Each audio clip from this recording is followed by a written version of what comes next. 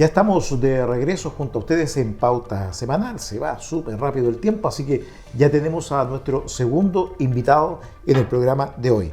Se trata de Rodrigo Landa Guíñez, ingeniero comercial de la Universidad de Concepción. Es asesor comunicacional, también del mundo político, por supuesto. Pero además yo diría, y quiero destacarlo, es hijo de un destacadísimo periodista que tuvo Chillán y Ñuble, un gran amigo mío, Mario Landa Reyes. No está con nosotros hoy. Y está Rodrigo, así que muy contento que me acompañe Rodrigo aquí en Pauta Semanal. Bienvenido. Muchas gracias, Russell, por la invitación. Bueno, y extender un saludo a todos los televidentes de Canal 1, que hemos sabido por ahí que ha crecido día a día, así que es muy importante para la región. Estamos en Canal 1, estamos también en Radio Cariñosa 92.1, nos están escuchando, quienes viajan también a esta hora, quienes se están preparando para ir a almorzar. Rodrigo, bueno, la idea de esta conversación es poder analizar la cosa política en un año muy particular, muy especial. ¿Cómo ves la competencia a estas alturas? Faltan 6 meses todavía, es muy temprano para hacer pronósticos, pero sin embargo ya se van tomando algunas posiciones de liderazgo que tienden a mantenerse, siempre con espacio para alguna sorpresa, me imagino. Sí, por supuesto. Bueno, vamos a tener un calendario electoral bastante exigente. Debemos recordar, los televidentes tienen que saber que en la región de Ñuble tenemos elecciones presidenciales y elecciones de diputados, porque las elecciones senatoriales son cada 8 años en cada región. Esta vez les toca a las regiones impares la elección de senadores. Y como tú señalas, Russell, vamos a tener un año bastante noticioso en el ámbito electoral. Nosotros podríamos decir que la carrera a diputado, la carrera parlamentaria de diputados ya comenzó. Y bueno, el primer hito electoral es el 29 de junio, con las primarias oficialistas, ¿cierto? Con los 4 candidatos oficialistas, Carolina Toá, Jaime Mulet, Gonzalo Inter y Enet Jara, que representa al Partido Comunista. La derecha en esta ocasión no tiene primaria, ¿ya? Y nosotros podríamos plantear que esta primaria oficialista es como la antesala a la primera vuelta presidencial, que es en el mes de noviembre, y que va a elegir el candidato único de los partidos de gobierno. Déjame hacer doble clic en esto de la primaria, Rodrigo, porque muchos han hablado, bueno, de hecho la centro-derecha Chile Vamos se esforzó muchísimo para llegar a participar también o tener una primaria, pero finalmente no lo logró. ¿Cuánto de ventaja le da al oficialismo el tener esta primaria con una propaganda que parte en unos días más? Sí, bueno, es indudable. De hecho, la derecha en algún minuto evaluó la posibilidad de hacer primarias, porque una de las cosas que se pensaba era que si no se realizaban primarias, se iba a dar una ventaja muy importante al oficialismo, a los partidos más de izquierda, porque ellos iban a estar indudablemente en los medios de comunicación, van a estar con una campaña legal, con financiamiento para esa campaña legal, y van a tener más vitrina en las distintas esferas públicas, de la opinión pública, ¿ya? Y obviamente eso es una ventaja que pueden tener, pero al mismo tiempo ellos se han fijado como una meta autoimpuesta de que participen 2 millones de chilenos.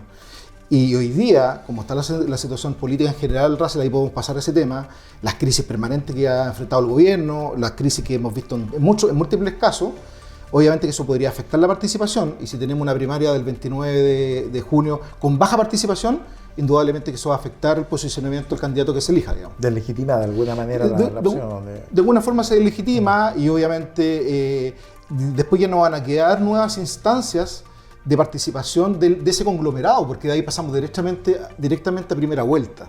Y ahí el candidato que elija el 29 de junio la izquierda, ese candidato en noviembre va a enfrentar a la derecha y va a ser un único candidato. Por lo tanto, ya no hay más opciones ya para tener una masiva participación de los distintos sectores. ¿Qué te dice el olfato político, Rodrigo? ¿Se confirmará finalmente que la pelea dura en esta primaria va a estar entre Carolina Toá y Enet Jara, o puede dar alguna sorpresa a Gonzalo Inter? No tengo nada contra el señor Mulet, pero creo que no va a tener nada que hacer en esta primaria. Bueno, hay algunas estimaciones que han hecho algunos partidos y algunos analistas, algunos expertos electorales, dentro de ellos está Pepe Out, por ejemplo, que establecen que en la medida que vote más gente, obviamente hay mayor probabilidad que gane Carolina Toá. Por una razón muy simple, porque las primarias son, por lo general se movilizan los partidos políticos, pero una figura como Toá tiende a invitar a participar a sectores un poquito más moderados y más amplios en la sociedad. El mundo independiente, el mundo de centro. Entonces, si participa mucha gente, es indudable que al final le beneficia más a ella, y si es más acotada en términos de participación, ahí se podría dar una sorpresa que, por ejemplo, ella salga derrotada con Vinter o con Jara, digamos. Eso está abierto, porque esto puede cambiar de la noche a la mañana. O sea, recordemos lo que fue el proceso de primarias en las elecciones anteriores.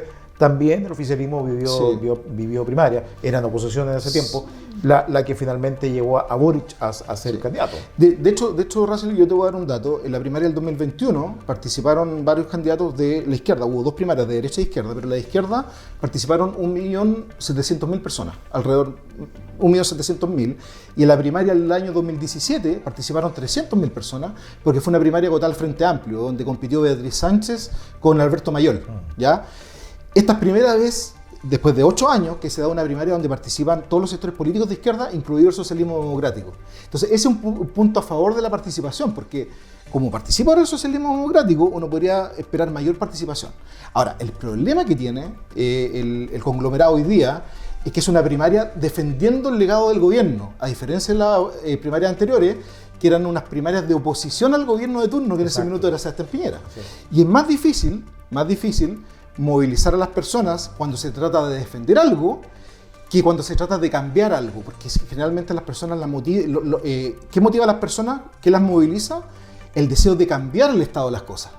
Y eso obviamente hoy día es un escenario que no es así, porque tienen que defender el legado del gobierno de Boric. Y a eso además le agregamos, estimados amigos y amigas, otro elemento que es la bajísima popularidad que tiene el gobierno en este minuto, una desaprobación que en una de las últimas encuestas, mediciones, llegó al 70%, que no es menor, de desaprobación. Entonces se suma este ingrediente. ¿Cuánto afecta a una primaria oficialista el hecho de que el que debiera ser el máximo líder del sector está con una aprobación tan baja, Rodrigo? Indudable, hay una correlación directa, por lo que acabo de decir, porque en el fondo los candidatos oficialistas, independientemente de los matices que tengan entre ellos en el fondo hoy día van a tratar de defender un poco el legado del gobierno y en el fondo de tratar de proyectar un próximo gobierno con ciertos cambios respecto a ciertos errores o a crisis que ha vivido el actual gobierno. Y en ese sentido, el escenario del gobierno golpea directamente a los candidatos de primaria. Estamos viendo hoy día el caso de licencias médicas, es un caso gravísimo, el caso de agricultura. Hay una crisis política bien profunda en el gobierno. En todos los días conocemos noticias distintas. Todo lo que fue la historia de la casa de la familia Allende, por ejemplo, que también le pegó durísimo directamente al presidente, además. Eso fue una crisis política muy grande, porque, claro, a partir de un caso muy aislado y muy específico, que es la venta de una casa, no era solamente una casa, es una crisis simbólica de finalmente el gobierno, porque el presidente Boric obviamente lo hizo como una forma también de vincularse un poco con la herencia, con el legado del presidente Allende, y hay una derrota política en esa gestión de carácter simbólica, que obviamente está trayendo coletazos hasta el día de hoy, porque vemos que la causa sigue abierta, digamos. Claro, y además, bueno, lo hemos conversado aquí en el espacio también, 17 abogados revisaron ese tema y la verdad es que ninguno fue capaz de parar, a menos que alguien definitivamente no haya querido que esto fuera detenido por otras razones, pero eso ya sería especular. Es un tema que está abierto, se está todavía investigando, está en la esfera judicial por lo demás, así que vamos a tener novedades con esto. Rodrigo, ¿habrá algún mea culpa? Porque el gobierno no ha hecho ninguno respecto de los problemas que hay, un mea culpa de verdad, algo que de verdad uno sienta que están pidiendo perdón por algunas cosas que no han salido bien o que derechamente han salido muy mal. Lo estoy diciendo porque a esta altura, la verdad, no me imagino candidatos, por ejemplo, al Parlamento que aparezcan en las palomas con fotografías del presidente Boric. Correcto. No, yo creo que ellos obviamente hacen el mea culpa, obviamente ellos tienen un análisis interno, un diagnóstico claro de que se han cometido muchos errores, que es un gobierno bastante débil en muchas materias, pero ellos también están en una etapa, Russell, de que situémonos también en el tiempo. Ellos están terminando el gobierno, o sea, falta de aquí al 11 de marzo quedan alrededor de 7 meses para que termine este gobierno. Y ellos, obviamente, yo creo que a estas alturas quieren que el gobierno termine lo más rápidamente posible. Y de hecho hay muchos temas que van a quedar muy pendientes para la administración siguiente. Hay temas, por ejemplo, proyectos estructurales de regiones, quedó pendientes algunas materias de descentralización, de darle más poder a los gobiernos regionales. Hay proyectos, yo te voy a poner un ejemplo muy claro de Ñuble, un proyecto estratégico muy importante para la región, como el embalse Nueva La Punilla. Va a quedar probablemente, ojalá así sea, licitado este año, pero quien va a tener que poner la primera piedra y echarlo a andar va a ser el próximo gobierno. Entonces, este gobierno yo creo que ya, como que en el fondo ya sabe, en el fondo conoce, se hizo la autocrítica respectiva de los problemas que ha tenido, pero ya están en esta etapa como en el fondo ya de que ojalá que esta pesadilla termine lo antes posible, digamos. están como un poco en esa parada, digamos. O por lo menos destacar las cosas que sí le han resultado, que evidentemente hay cosas positivas, hay aportes también que se han hecho en esto, aunque la verdad algunos dicen, la verdad no las veo, pero bueno, siempre hay algún aporte, no todo es tan blanco y tan negro. Pero respecto de la figura del presidente de la República, bueno, tengo la sensación de que él va a tratar de salir de esto de la mejor manera que él pueda. Y además se le junta con otro feliz acontecimiento, llamémoslo así. Él va a ser papá próximamente. Yo creo que van a, de alguna manera, tratar de suavizar la figura de Boric. ¿Qué rol crees que va a cumplir a futuro Gabriel Boric?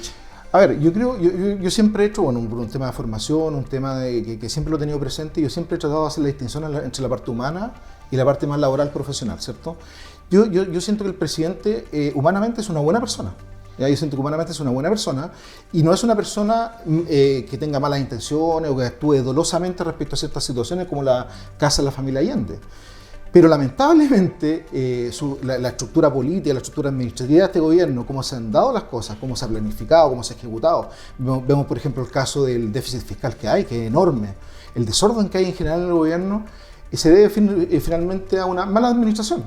Y eso, obviamente, en ningún caso va a ensombrecer, digamos, los valores o el espíritu cívico que siempre ha tenido el presidente. Y yo creo que cuando termine este gobierno, probablemente él va a tratar de seguir en la esfera pública, aportando de una u otra forma. Eso también hay que destacarlo, Russell, que en Chile, independiente de los colores políticos, independiente de los gobiernos, siempre los presidentes, la presidencia de la República es una institución que se respeta y se valora. Y siempre los expresidentes están aportando de una u otra forma. Además, el presidente Boric es joven. Ese es otro gran elemento, sí, 40 y tantos años. Ese es otro gran elemento. Ahora, habría que preguntarse si de acá a 10, 15, 20 años más va a poder tener una nueva oportunidad como presidente, luego de que se haga un análisis más acabado y los historiadores tendrán su rol ahí de cómo fue su gobierno, la área positiva y la área negativa.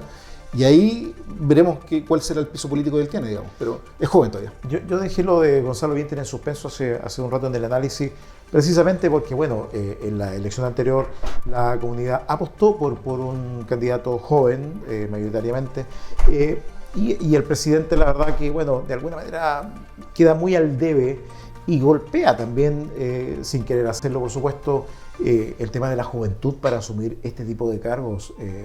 Rodrigo, ¿cómo ves en este sentido la posibilidad de Vinter, por ejemplo, que en algún minuto como que tiende a generar alguna novedad, llamémosle así, dentro de esta pelea en el conglomerado oficialista? Sí, mira, yo veo que, bueno, esta generación, porque hay, de hecho, Carlos Peña y varios analistas a nivel nacional que han hablado mucho de esta generación de políticos, ya, de esta nueva camada, el Frente Amplio, estos jóvenes que llegaron en el fondo un poco a cambiarlo todo, ¿cierto? Algunos por ahí lo han criticado por este tema de la superioridad moral, qué sé yo. Y efectivamente ellos llegaron y quisieron obviamente cambiar las bases fundamentales de la República, y por eso vienen los procesos constitucionales y una serie de elementos. Pero ellos con el tiempo se fueron dando cuenta, y ahí yo también espero, Russell, frente a tu pregunta, que ellos también en algún minuto recapaciten y entiendan que otra cosa con guitarra, o sea, que un país hay que cuidarlo, que un país hay que dialogar, que un país hay que llegar a acuerdos, hay que reconocer los errores. Por ejemplo, esta semana el exalcalde de Valparaíso, Jorge Sharp, decía derechamente, nosotros tenemos como Frente Amplio una responsabilidad política frente al caso Procultura. Bueno, Jorge Sharp ya no está en el Frente Amplio, está apoyando la campaña de Jaime Mahulet, pero él decía, el Frente Amplio se tiene que hacer cargo de la crisis de Procultura y debe reconocer que hay un vínculo político ahí. ¿Ya? Y eso no tiene nada de malo, ¿sí? Y eso es lo que tienen que ir aprendiendo esta nueva generación, digamos, que hoy día nos gobierna.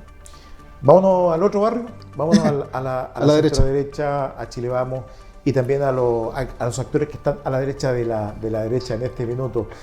¿Cómo ves la competencia ahí en esto? Hay una situación bien particular, Rodrigo, porque en definitiva, bueno, tenemos por un lado compitiendo a Evelyn Matei, manteniendo el primer lugar en las encuestas a rato un poquito estática, pero en todas aparece como la gran ganadora. Por otro lado, tienes a una figura que emergió en algún minuto con fuerza, como fue Kaiser, por ejemplo, por parte de los nacionales libertarios, pero también en un minuto frena y baja. Y tienes a José Antonio Kast, que estaba bastante más lento, pero comienza a activarse, a reactivarse. ¿Cómo se asume una competencia en una primera vuelta, sin primarias, en que después en una segunda vuelta potencialmente este bloque tiene que rearmarse y apoyar a uno solo de estos candidatos. Correcto. Bueno, acá hay varios elementos de análisis que son sumamente interesantes, Russell. El primero de ellos tiene que ver con cuál es la oferta o cuál es la diferenciación de cada uno de esos tres candidatos, ¿ya? Nosotros vemos por un lado, por ejemplo, el caso de Kaiser, que responde más bien a un caudillismo, más bien a un liderazgo que es bien individualista, ¿cierto? Que de hecho el Partido Libertario, si bien es cierto tiene un nombre y debe tener una doctrina, por supuesto, pero está sujeto, digamos, a una individualidad. Y eso a la larga en política, nosotros lo hemos visto en muchos países, son destellos o impactan en el corto plazo, pero pues tienden a decaer. Y es lo que le ha pasado a él últimamente en las encuestas. Entonces el Partido Libertario, yo creo que si no logra institucionalizar más su propuesta y hacerla más estructurada y en base a un colectivo, va a tener serias deficiencias para competir esta vez. Pero no así a lo mejor en el Congreso, donde pueden avanzar con algunos parlamentarios. Por otro lado tenemos el Partido Republicano, que esa es otra historia, y el Partido Republicano tiene la virtud, a diferencia del Partido Libertario, que si bien es cierto también una posición más de nicho o más de esquina, como se dice en la economía, el Partido Republicano es más institucional, es un partido que tiene principios bien asentados, tiene una doctrina compartida, tiene personas que quizás ellos no apuestan a tener una gran cantidad de militantes, pero los militantes que son trabajan bastante bien y de manera coherente. Disciplinados. Claro, y nosotros lo vimos, por ejemplo, en la votación del Consejo Constitucional, donde ganaron por amplia mayoría, y a mí no me cabe ninguna duda que ahora van a aumentar en su cantidad de diputados. Eso no me cabe ninguna duda que va a ser así. Ahora, si les va a dar para rellenar la presidencia, quizás no, y probablemente tampoco es parte de la estrategia del Partido Republicano, porque probablemente el Partido Republicano hoy día, más que apostar a la presidencia, a lo mejor está apostando por tener una mayoría en el Congreso o aumentar su cantidad de parlamentarios. Y por otro lado tenemos a Elín Matei, que Elín Matei representa, podríamos decir, como el corazón de la centroderecha, esa derecha liberal, esa derecha donde respeta la convivencia armónica entre el Estado y el mercado, que representa también lo que fue el gobierno del presidente Piñera, y por qué no, también cierto elemento de lo que fue la concertación.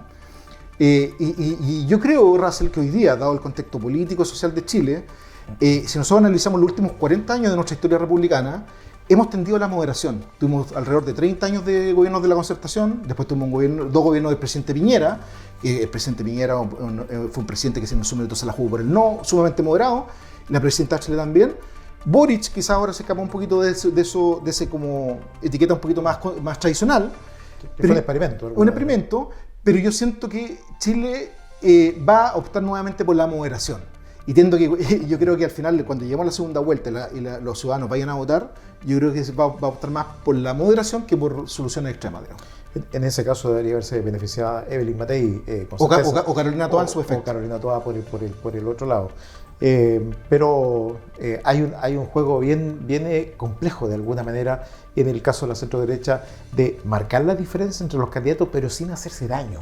Qué juego tan complicado finalmente, porque finalmente, claro, se marcan las ideas que hay para el futuro de Chile, pero por otro lado también siempre está a la vuelta de la esquina la tentación de decir ese candidato es menos relevante o pesa menos que mi candidata, por ejemplo, por este motivo. Sí. Ahora, Russell, hay un tema que es bastante, tomando tus últimas palabras, es un tema que es bastante crítico y que nos debe preocupar, que es lo siguiente. ¿Cómo en un eventual gobierno, por ejemplo, de Evelyn Matei, cuál va a ser su relación con los republicanos del Partido Libertario? Porque se podría dar que en un eventual gobierno de Evelyn Matei tenga oposición en el Congreso, que son todos los partidos de centro y de centro-izquierda, y además tenga oposición de los partidos más de derecha. Entonces sería ingobernable, y se puede dar. De hecho, si tú analizas, por ejemplo, todas las cuñas, todas las declaraciones del Partido Republicano, del Partido Libertario, en su gran mayoría, además de atacar al gobierno, son contra Chile Vamos. Que el Chile Vamos son blandos, que no tienen fuerza, que no tienen dureza para abordar ciertos temas, porque ellos saben que ellos pueden crecer a costa de Chile Vamos. Ellos nunca van a crecer a costa de la izquierda, porque es muy difícil que un militante, de una persona que es militante socialista, se vaya al Partido Republicano. Entonces, ¿a costa de quién pueden crecer? A costa de Chile Vamos. Y ahí se ha dado el tema de que, bueno, ya vivimos una elección en la cual todo el sector apoyó a José Antonio Kast, por ejemplo, sin ningún miramiento, hubo un apoyo legítimo. Pero sin embargo, cuando uno conversa con el mundo republicano, por ejemplo, o en este caso también los nuevos nacional libertarios, la verdad es que no se ven muy proclives ellos a participar, a decir, si en realidad si no gana mi candidato, yo me la juego pues, por Evelyn Matei. No se ve eso. Sí. Al revés sí, pero en ese caso no. De hecho, es más, el Partido Republicano ya lo ha dicho públicamente, que en un eventual gobierno de Evelyn Matei, ellos no van a ser parte del gobierno. Ellos tienen que dar la decisión zanjada de que si gana Evelyn Matei, ellos no van a ser parte del gobierno porque ellos dicen que son un proyecto político distinto. Y la verdad que eso también inquieta porque los gobiernos, de eso se trata el parlamentar, el dialogar, el llegar a acuerdos. Los gobiernos también tienen matices y hay gobiernos, muchas veces los gobiernos son exitosos cuando logran reunir a vertientes distintas, como lo hizo la concertación en su minuto, que fueron 30 años exitosos para Chile. Muy exitosos, digamos. O sea, no se descarta que puedan llegar a declarar una libertad de acción, en este caso, Rodrigo. En el caso del Partido Republicano, sí, pero ellos tienen que tomar una definición institucional partidaria de si van a formar parte del gobierno o no van a formar parte del gobierno. Si gana Evelyn Matei, hay dos opciones. Ellos al día siguiente van a tomar la opción de aceptar la invitación. No me cabe ninguna duda que Evelyn Matei, a lo mejor Chile Vamos, va a tener la disposición de hacerlos parte del gobierno. Entonces está la opción que ellos digan no, porque es un proyecto político distinto, pero vamos a colaborar en el Congreso en las materias que nos parezcan razonables para nuestros principios. Y la otra opción es que sí sean parte del gobierno, lo que yo veo un poco más difícil, porque ellos hasta el día de hoy han dicho que son proyectos políticos distintos. Entonces, la verdad es que no sabemos qué va a pasar después del día de la elección. Es un tema bien complejo de verdad. Bueno, estamos con Rodrigo Landa, experto electoral, junto a nosotros hoy en Pauta Semanal, aquí en Radio Cariñosa y Canal 1. Rodrigo, nos quedan 5 minutitos nada más de programa, pero no obviamente tenemos que meternos en la arena local. Sí. ¿Cómo ves la competencia de los diputados? Tú lo dijiste al comienzo, solamente hay elección por la Cámara aquí en la región de Ñuble. ¿Se ven finalmente conformados los pactos? ¿Las adhesiones, las adherencias que se están buscando se van a concretar? ¿Cómo estás viendo el escenario? Mira, la verdad que está abierto. Los televidentes que hoy día nos escuchan también por Radio Cariñosa deben saber que aquí en Ñuble se eligen 5 diputados. Ya actualmente tenemos 5 diputados, 4 de sensibilidad más de derecha y 1 más de izquierda, centro-izquierda podríamos decir. Pero hoy día la verdad que todavía no está zanjado los pactos, las listas. Nosotros, por ejemplo, en el sector de centro-izquierda, nosotros tenemos un candidato, hay un candidato potencial, que fue el ex diputado Jorge Sabaj, que todavía no hay certeza de en qué lista va a participar. No sabemos si va a participar por la Democracia Cristiana, por demócratas dentro de la lista Chile Vamos, eso todavía está por verse. Lo que sí está claro que va a haber una lista de los sectores más extremos de derecha, donde obviamente llegaron a un pacto parlamentario, tanto el Partido Republicano, Libertario y Social Cristiano. Por otro lado está Chile Vamos, que probablemente va a compartir lista con Demócrata y quizá Amarillo. Demócrata sí, yo creo que sí, de todas maneras. Demócrata está a punto, parece que está en el horno ya el tema. A punto. Por lo menos que Mena Rincona se ha manifestado muy proclive a llegar al acuerdo. Correcto. Y los sectores de izquierda lo más probable es que tengamos 2 listas. ¿Ya? 2 listas porque es bastante complejo. Porque las distancias ideológicas dentro de la izquierda son mucho más amplias y largas que en el caso de la derecha. Entonces es muy difícil que el Partido Comunista con el partido, con la ADC, por ejemplo, puedan estar en una misma lista. De hecho, la ADC ya ha dicho que no. Entonces, lo más probable es que ahí se formen 2 listas, una más apegada al socialismo democrático y una que reúna al Frente Amplio con el Partido Comunista. Esa última lista no sabemos todavía, de hecho hay algunos nombres tentativos, pero no hay ninguna seguridad. Lo que sí sabemos es que en el socialismo democrático hay un nombre que es el ex seremi de Educación César Riquelme. Está por otro lado, está sonando Ignacio Marín, que fue candidato a gobernador regional. Ignacio Marín a Win. A Win, correcto. Y también tenemos a Felipe Camaño, que es el diputado en ejercicio. Ya. Y Jorge Sabaj, no sabemos si va a participar en esa lista o va a participar finalmente junto con Chile Vamos. Ahora, ¿cómo se eligen estos 5 diputados? Va a depender de la votación total de la lista, porque aquí opera un sistema parecido a la elección de concejales, ¿cierto? El coeficiente de Hont, que se llama, que en base a la votación total de las listas, nosotros podemos determinar cuántos escaños corresponde a cada lista. No sabemos si la derecha hoy día está en condiciones de mantener los 4 diputados que hoy día tiene. Esa es la gran disyuntiva, si va a mantener los 4 o va a bajar a 3 y finalmente que la centro izquierda e izquierda se queden con 2 diputados. Que sería un equilibrio razonable en términos electorales. Fue de alguna manera una suerte de rareza lo que pasó acá. El arrasar, digamos, que logró la centro-derecha fue noticia en todos lados. Aquí se desequilibró la cosa finalmente. ¿Cómo ves la fortaleza de los candidatos, es decir, los que son hoy día parlamentarios? Sin duda que tienen una ventaja y tienen una llegada pública permanente, hay un despliegue potente de cada uno de ellos. ¿Los ves amenazados por quienes le acompañen en sus listas? Yo creo que hoy día, como está la situación política, Russell, y la situación electoral en general en todas partes del mundo, está todo bastante impredecible. O sea, el diputado hoy día, el político, independiente de que sea elección parlamentaria o no, a cualquier elección, tiene que trabajar como si no estuviera asegurada su reelección. O sea, hoy día está muy incierto el escenario. Obviamente que vemos algunos diputados que están mucho más activos que otros. Yo, por ejemplo, en particular, digamos, quizás por una cierta cercanía, digamos, he visto muy bien, por ejemplo, a la diputada Marta Bravo, que ha crecido muchísimo, la doctora, y a Cristóbal Martínez también con un gran despliegue en el territorio. Pero eso no quiere decir, obviamente, porque ellos son dos diputados que están en ejercicio de un partido, de la UDI. Entonces ellos tienen que trabajar para poder ser electos los dos, que no es fácil repetir lo que se logró hace 4 años atrás, que un partido elija 2 diputados. Es un escenario bastante complejo. Y en el caso de los otros diputados en ejercicio, indudablemente que tienen que estar preocupados. Porque RN, por ejemplo, Sauerbaum tiene un bastión potente en San Carlos. ¿Logrará mantenerlo? Yo creo que el caso del diputado Sauerbaum, él tiene ciertas complejidades porque, a ver, él está en la siguiente disyuntiva. Él tiene que llevar, para que los televidentes se entiendan un poco cómo se forma la lista, dentro de la lista Chile Vamos, la UDI debería llevar 2 candidatos, ¿cierto? Que serían los 2 diputados en ejercicio, Marta Bravo y Cristóbal Martínez.